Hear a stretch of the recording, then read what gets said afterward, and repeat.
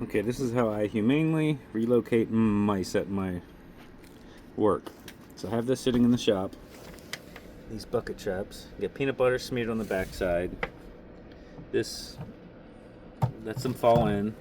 I have just enough water in the bottom to let two little pieces of foam start to float.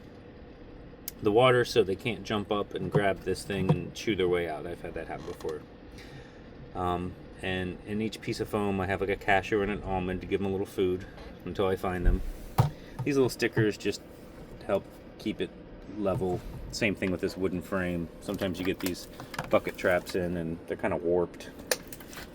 So I made a little wooden frame and screwed it in from the bottom to keep everything flat and better aligned so this stays flatter. But the little tabs like to break off too that clip it on the bucket top, so that's a pain. And then I just have this little piece here, so when I'm not at work, I put it up on the shelf and tuck that piece of cardboard in behind the hinges there, and that blocks it off, so I can't trap anybody over the weekend. It's just some double-sided graphics tape holding that little flap on, because I don't want them to be in there all weekend. Sometimes they can drive themselves nuts trying to get out and die. I don't like that. One time I caught 5 at once, and there was only one piece of foam in there, and only one made it. So that was a bummer. So now I have 2. I've caught 3 one time, 2 another time, but usually it's just one mouse in there. So anyway, so once they're in there, just like this morning, they'll be sitting on top of the foam block.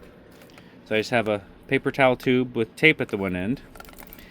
I've had it double long and it makes it harder, and I'll tell you why. So just normal length, and I put my hand down in there, put it over the mouse gently as I talk to them, and put it over the mouse, and usually they'll crawl up. So usually they'll crawl up to the tape side. So one-handed,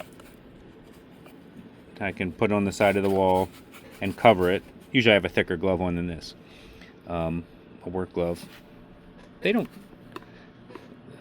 really bite your hand. I haven't had anybody bite my hand. Anyway, so I'll have the mouse in like this, and then they love to stay up at the top of the tape. I have a little transport container with holes in it. I put some brown paper towel in the bottom of it. I have a little cap from a brake parts cleaner with a sponge in it. I'll put some fresh water on, and I'll put a couple nuts in there for food.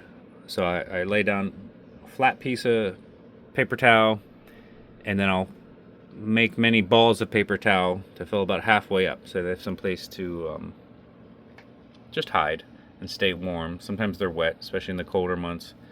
There's a mouse in there now. You're not going to be able to see it, but now here's the tricky part. So you have this with a mouse in it. Typically they're staying up at this pot. So you have to shake them out, lift the lid off with the other hand, put that in there, and with a thicker gloved hand, I'm covering the hole. So my hand's big enough where I can cover this hole and just have the tube in there. You really gotta shake them out. They rarely ever will go out, and they get real scared, and man, they can parkour in here really tight. So usually one good shake puts them out there, and they fall into the paper towels, and I'm covering the whole opening with my hand, and my hand's big enough. I'm a 6 foot tall, 225 pound man. I can cover it up and then slowly put the lid on, and then I keep them in here so they can dry off if they're wet, warm up. I'll put them near the heater. If it's cold out, I'll have the heater blowing towards them a little bit, not too much, but to warm up.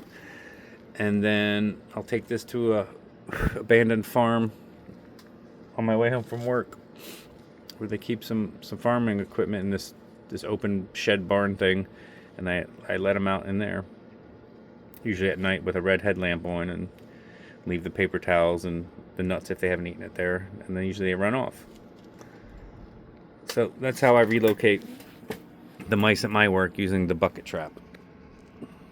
Kind of a pain, but no need to kill them. But I guess if you had a severe problem and no place to relocate them to, A drowning death's better than maybe a crushing death in a trap, or definitely way better than inhumane mice poison and rat poisons, which kind of desiccate them from the inside out, which then also, if they eat that poison and go out in nature, poisons birds of prey and owls and falcons and hawks and stuff, which is terrible. We should not be poisoning things outside.